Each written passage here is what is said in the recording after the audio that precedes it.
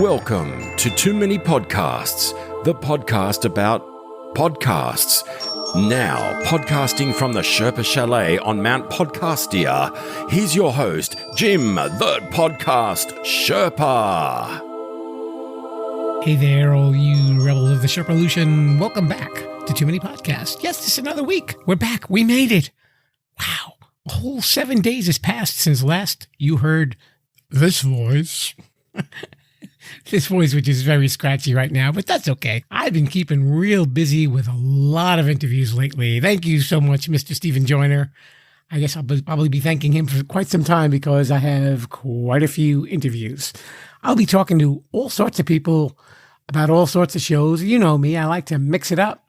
And we will be heading towards the finale soon of season 2, but don't worry, season 3 will be hopefully just as good, if not better, than season 2. And we hope that you keep coming back every week and that you're spreading the word and you're leaving a nice review, maybe on Apple Podcasts, to tell people to watch the show, or even leave a nice word on Stitcher.com or iHeartRadio. You know, the more you help spread the word, the more listeners we can get, and the bigger the Sherpalution will be. Viva la Sherpalution. And guess what? Yes, finally, I know, it's theme week, it's theme week, it's theme week. So now that you know that, do you have your ears? Are you packed and ready to go to Disney? We're going to Disney. No, not literally, just in the podcast. Who's our guest today, Sherpa? My guest's name is Brice Bankard for this week, and we had a great conversation about all things Disney, and he is a huge Disney fan. And we talked about some of his favorite things to do in the parks and some of the other stuff that's going on with Disney, because, you know, Disney, it's a big conglomerate, so they touch a lot of different areas. And you know something? I'll bet that there are lots of audiobooks at audible.com about Disney and the whole Disney world, because, you know, today's podcast brought to you by Audible, and you can get, you can sing it along with me, a free audiobook download and a 30-day free trial at www.audibletrial.com/Sherpa. And there's over 180,000 titles to choose from for your iPhone, Android, Kindle, or MP3 player. I imagine if the Seven Dwarves each had a collection of books, that's about 49 books or something like that altogether. Oh, you know what? Before we head on down to the listening room at the Sherpa Chalet, let's go to the mailbox. Whatever you do, just don't go to the mailbox. And this is an actual email that I got addressed to Jim the Podcast Sherpa at gmail.com, which is, of course, where you can write me. But I want to read an actual letter that I got. And, of course, it says, "This message seems dangerous. Gee, I wonder why." All right, I apologize for the pronunciation on this. This is from Afzal Ahmed at AOL.com, because, you know, why wouldn't he be on AOL.com? So he says, "Assalamu alaikum, my dear friend. I am Mr. Afzal Ahmed, the Chief Operating Officer with my bank, and I want to inform you that an amount of US dollars $37.3 million will be moved on your name as the foreign business partner to our late deceased customer, Mr. Barry Brian Floyd. I need your help to receive this money, as we shall give the money in the ratio of 60 to 40%. You will receive this amount through a bank wire transfer. Please send your full names, direct telephone numbers, and home address. More details how to claim this form will be given upon your reply. Your quick response will be highly appreciated." Yeah, you know, this sounds like a guy I want to write back to. I'm sure there's $37.3 million just waiting for me to deposit into my little bank account. Hey, you know what? I'll have enough money for socks. Ooh, this is good. This is good. Okay, you know what? I'm going to respond to this email in the meantime, but check out the conversation that I had with Mr. Brice in the conference room about all things Disney. Hey there, all you rebels of the Sherpalution. Tonight we are talking to Brice. That's right, his name is Brice.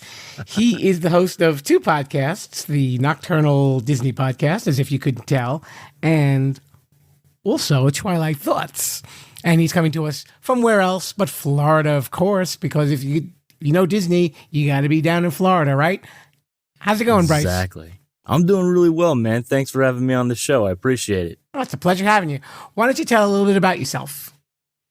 Oh, man, I've grown up in Florida. I was born and raised in Southwest Florida. That's where I live now. I'm about 3 hours away from Disney. And I started going to Disney when I was 2 years old.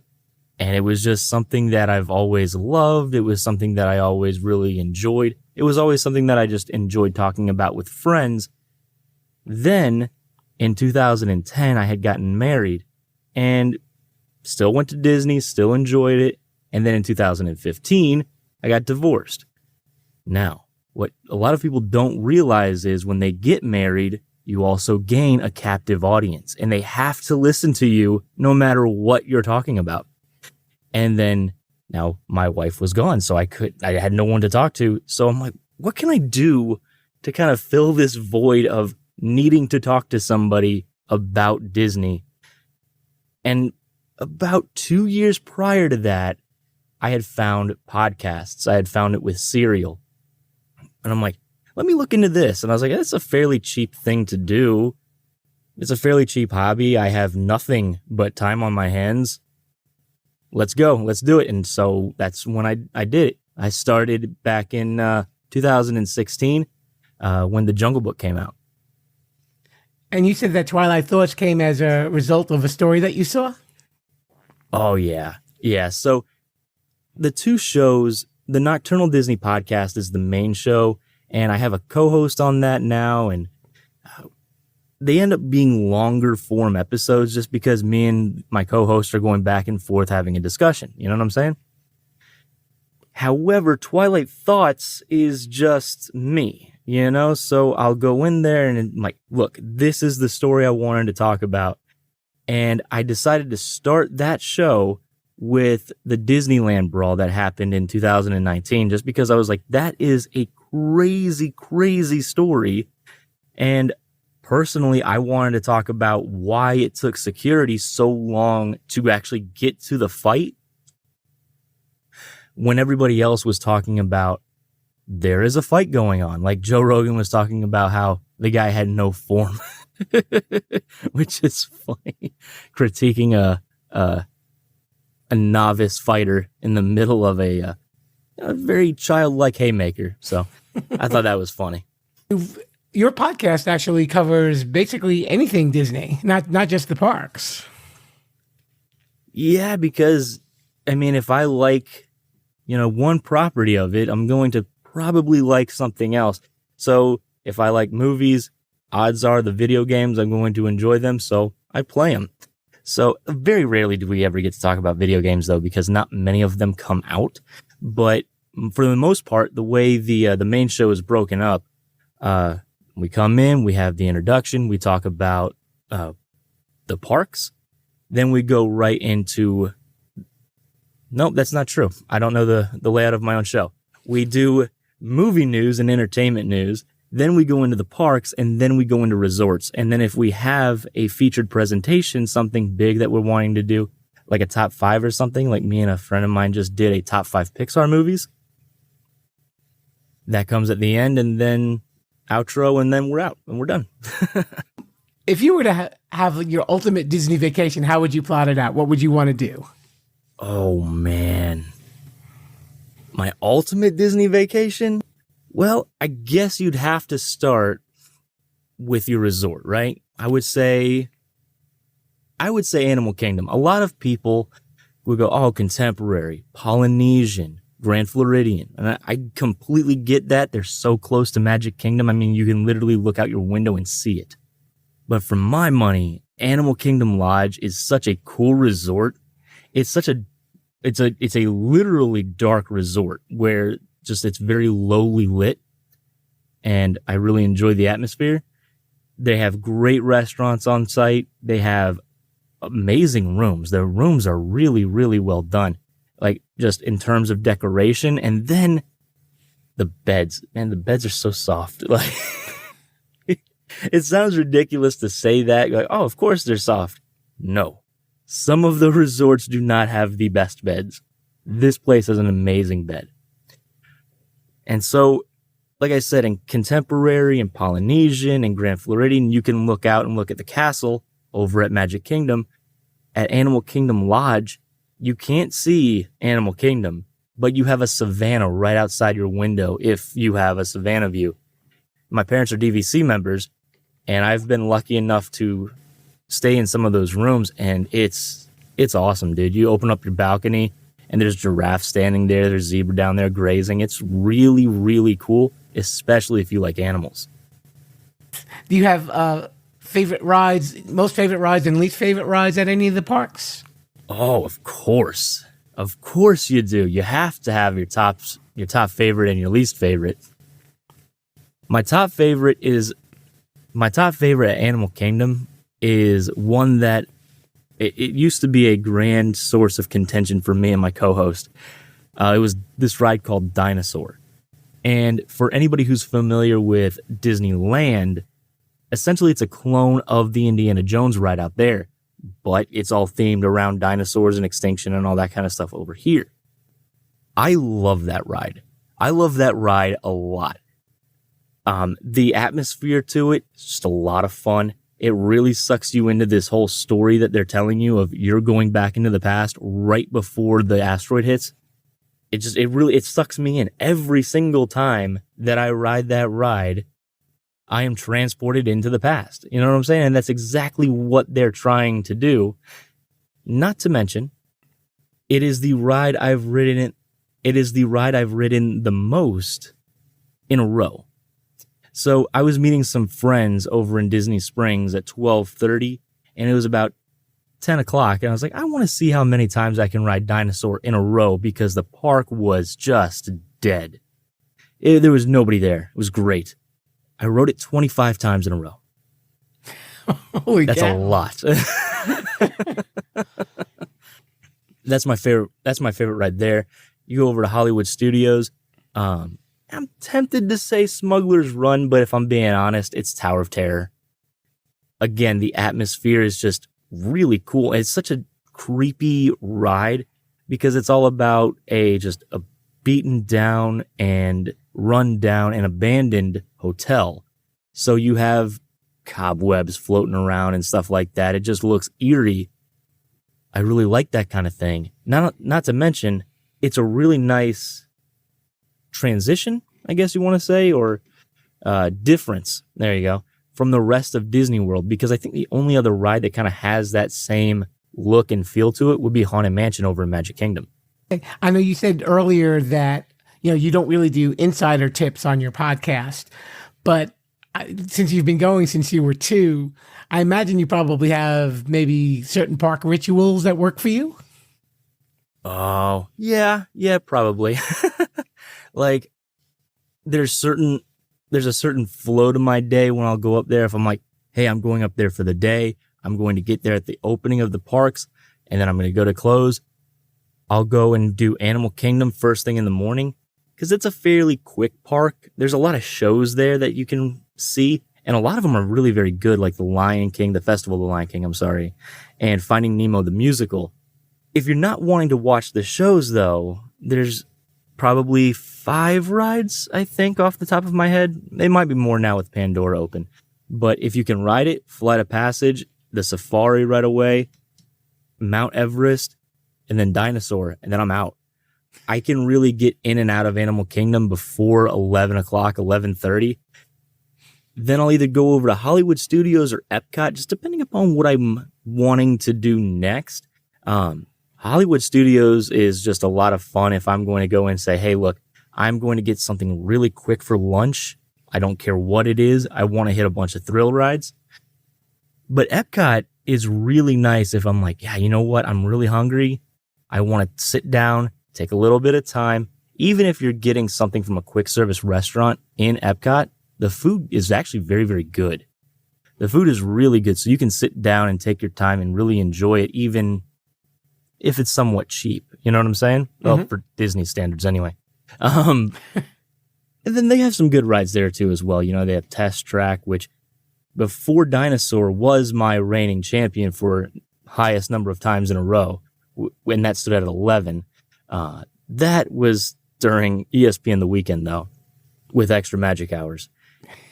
Then go over to Magic Kingdom, finish out the day there. So out of all the Disney places that you've gone to, is there anything that you feel that you still have to conquer? Oh, man, there's so much. There's so much because, honestly, I do a lot of Disney, but it's all Florida-based. You know what I'm saying? I've gone to most resorts here in Disney World. I was actually lucky enough to get on a Disney cruise a couple years ago, and that was a lot of fun. That was more fun than I thought it was going to be. You know, when I went, I was 25. Yeah, I was 25. And I was assuming that there was going to be just a small herd of children on this ship. And there really wasn't. I would see kids every once in a while, but it wasn't nearly as many as I thought I was going to see. So it wasn't like super loud. It wasn't super in your face or anything like that. And the theming of the ship was like beautiful. It was more pretty and elegant as opposed to, hey, this is Disney. This is a theme park. It's in your face. So if you walk around, you would be able to see and find Mickey and Donald and Goofy hidden in places. But if you weren't looking for it, it just looked like a very elegant ship. It was really cool. But aside from that, I have never been to Disneyland. I've never been to Paris. I have never been to Shanghai, which I really would like to go there someday. Tokyo Sea, Tokyo, none of them. I haven't been out there.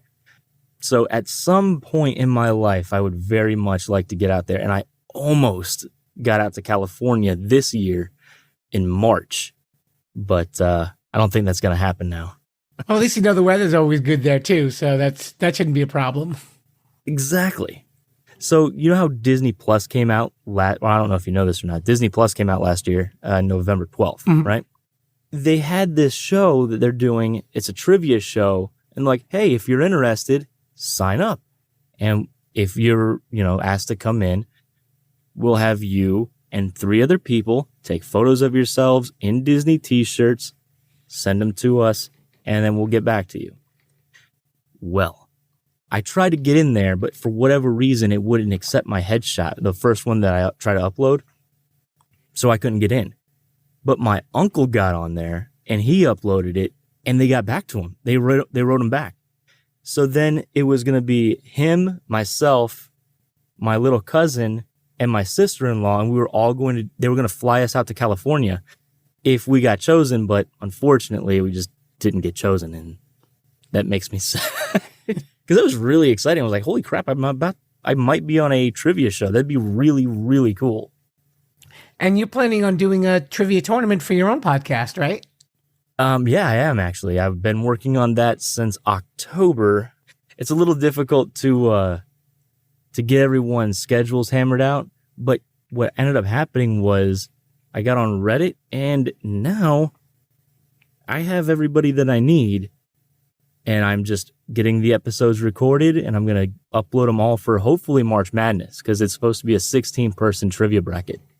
Trivia is always fun, and it's something that every Disney fan seems to really, really enjoy. Like, I have a number of different breweries down by me, and anytime they do a Disney trivia night, I'm like, oh, I'm going to go to that. I get off work at 5. I go over there. People are like, I've been camped out since 1 o'clock in the afternoon. And it's full up, and I can never play. They never have any more spaces. Now that I'm married again, though, I might send my wife there and be like, listen, go do my dirty work. Get to the restaurant at noon. Sit there all day. I'll give you my card. I'll buy you lunch. Nice to know you got it all planned out, right? Oh, yeah. It's all up in my head. Disney Plus app has been one of the biggest downloads of the past 6 months, they said, on telephones. Oh, I believe that 100%. So are you a big fan of the programming that they're offering? Oh yeah. I mean, just Mandalorian by itself was worth me getting Disney Plus for, at least the first 2 months. Or 2 months? Yeah, 2 months. But even aside from that, just they have all of these old shows on there that I used to love. Darkwing Duck. Darkwing Duck is by far my favorite Disney character ever. And he gets no love. He gets no representation. He needs more love in the parks. They had him in the 90s because he was a 90s show. You know what I'm saying? Like the Disney afternoon. So I would come home from school, watch Batman the Animated Series, follow that up directly after with Darkwing Duck, which is essentially a parody show of Batman. And it was wonderful. It was wonderful. And they have that on Disney Plus now. They actually had that on day one, so that made me really happy. That was actually the first thing I watched on Disney Plus. And there's been a lot of hype over The Mandalorian. Is that basically like a pre-Star Wars show? Not a pre-Star Wars. I guess it depends upon your definition and where you're talking about. But it takes place between episode 6 and episode 7. And episode 7 was the first episode that the new Disney ones kind of put out. So it ends up being right at the very beginning of this new trilogy. And it was phenomenal. Like, just since the show has ended, it's made me really sad because I have nothing to look forward to on Fridays aside from the weekend. But it was always just a little bit extra. I was like, oh, dude, the show's coming out today. I can't wait. Me and my wife had a bit of a ritual. I come home, make dinner. It's usually steak on Fridays, so that was good. And then we would watch Mandalorian together. And, man, I miss it. Season 2 is coming out, so that makes me very, very happy. I guess you have to kind of take it in little pieces to kind of savor it a little bit, right? Well, they weren't putting them out in, season 1. Like the way that Stranger Things does, so you can binge the entire series in one night. Mm-hmm. You can't do that anymore. Not with, The Mandalorian anyway.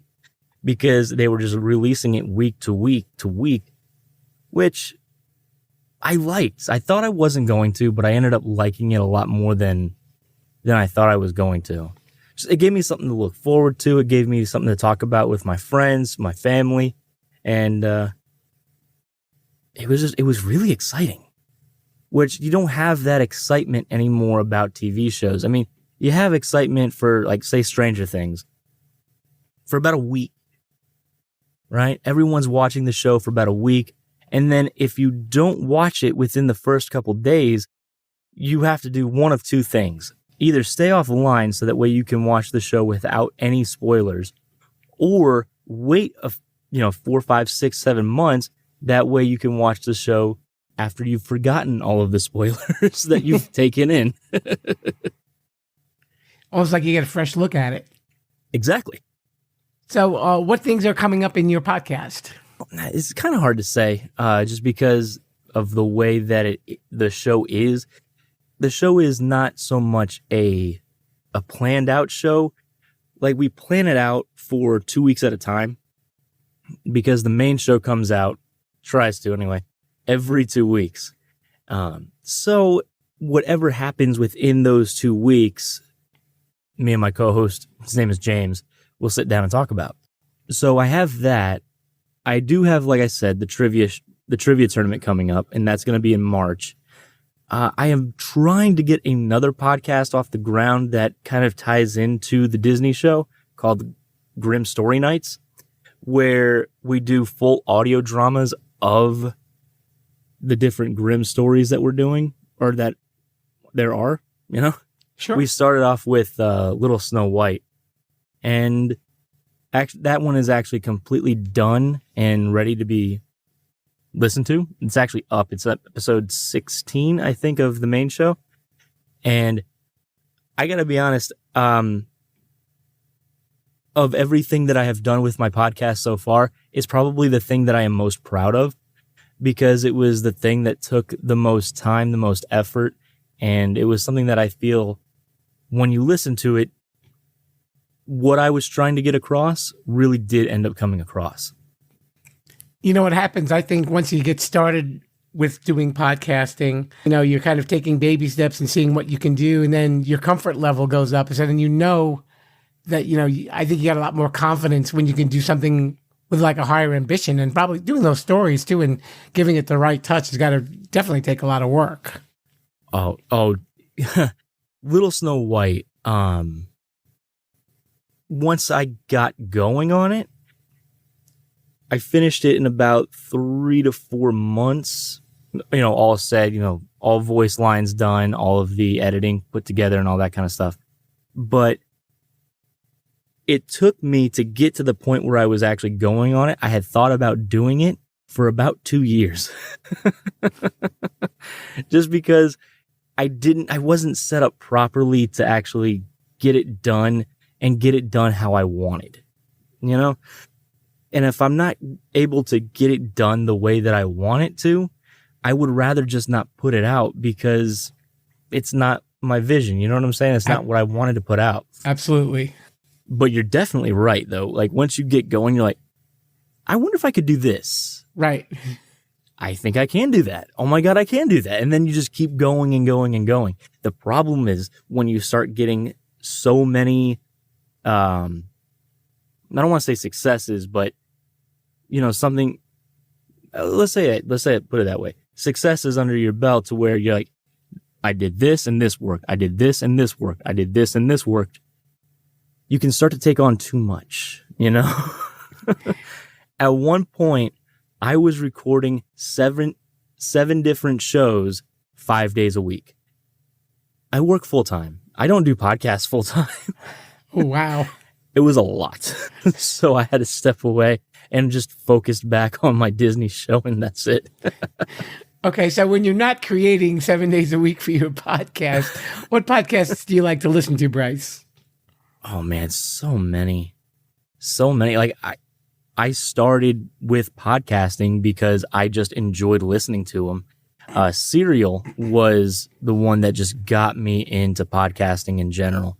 I actually remember this because me and my family, me and my dad and my brother, were going up to New York.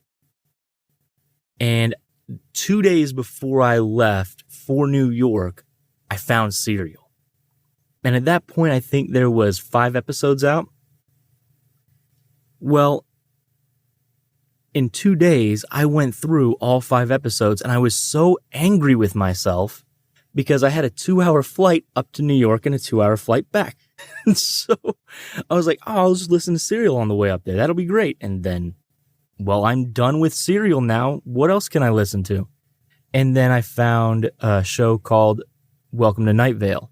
I like very strange and odd things, almost Cthulhu-like strangeness, where, hey, this is happening. It's odd. We're not going to explain it to you, and you're just going to accept that this happens all the time. Like, that kind of storytelling I find very interesting. And the way that Welcome to Night Vale does it, it's all through like a radio show. So it feels correct. It almost feels like you were driving through a town and you're just flipping through the radio and you're like, what's this? Because it starts you off in the middle of a story. It's weird, but it's great. I was going to say, we have a portion of the show called Shameless Self-Promotion. Shameless Self-Promotion. And that's where you get to tell everybody how they can follow your show or get in touch with you on social media. Huzzah. Well, you can find me all over the place. I'm on Facebook. I'm on iTunes. I'm on Facebook. I'm on Instagram, and I'm on Twitter. You can find me on Facebook. Just search the Nocturnal Disney Podcast. You'll find my little group and go ahead and join. Always happy to have you. You can find me on Twitter at Disney Nocturnal. And you can find me on Instagram at the Nocturnal Disney Podcast, all separated by underscores. Okay. And as far as my podcast goes, you can find it pretty much wherever you find podcasts. My latest acquisition is Spotify, and I know that Spotify has just become a podcast aggregator. You just, hey, listen to my podcast here. But it makes me very happy to say that I'm on Spotify. It feels very official, I'm on Spotify. I've truly arrived. Exactly. Spotify recognizes that I'm around. But what's nice is, well, it's nice for me too, but because I only have to pay for one. My RSS feed contains the Nocturnal Disney Podcast and the Twilight Thoughts podcast. So if you subscribe to one feed, you're going to get both of those shows. And it's nice because I put out far more Twilight Thoughts just because it's easier for me to just jump in my booth at like, say, 3 o'clock in the morning, rip off a 10-minute show and upload it, than to have my buddy call in. He lives in Tennessee and talk for an hour and a half. You know what I'm saying? Sure. So, yeah, I've been doing this version of the show since early 2018.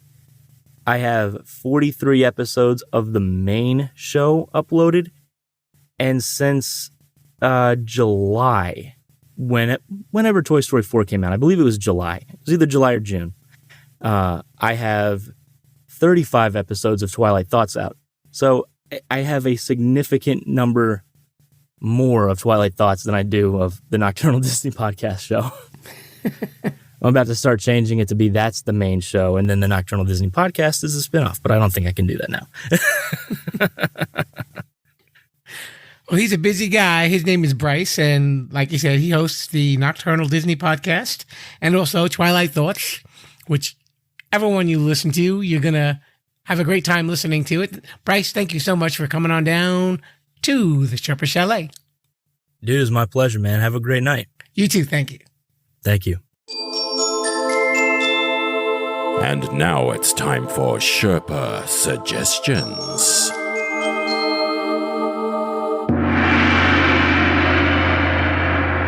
Of course, you know what this week's Sherpa Suggestions is going to be. Here's a bunch of other podcasts about all things Disney for you to check out, in addition to the Nocturnal Disney Podcast. We have the WDW Radio Show, your Walt Disney World information station, the Diz Unplugged, where I think they have actually several podcasts called the Diz Unplugged, ResortLoop.com, a Walt Disney World podcast, the Disney Magic Hour, and that has to do with a lot of the Disney movies, the Disney Parks Podcast, WDW Prep to Go, a Disney World planning podcast, mousechat.net, the Disney Story Origins podcast, Creating Disney Magic, and of course, the happiest podcast on Earth.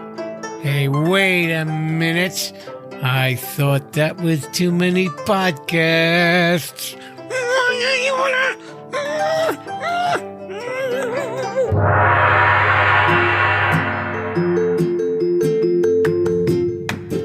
So much thanks to Mr. Brice from the Nocturnal Disney Podcast. Don't mind me, I'm having a fight with my microphone switch. I really appreciate him coming down and talking about the parks and all things Disney. And you can check out his podcasts, the Nocturnal Disney Podcast, and Twilight Thoughts. I had it written down, I forgot. I'm sorry. If you're enjoying the show and you'd want to hear some more, that's really simple.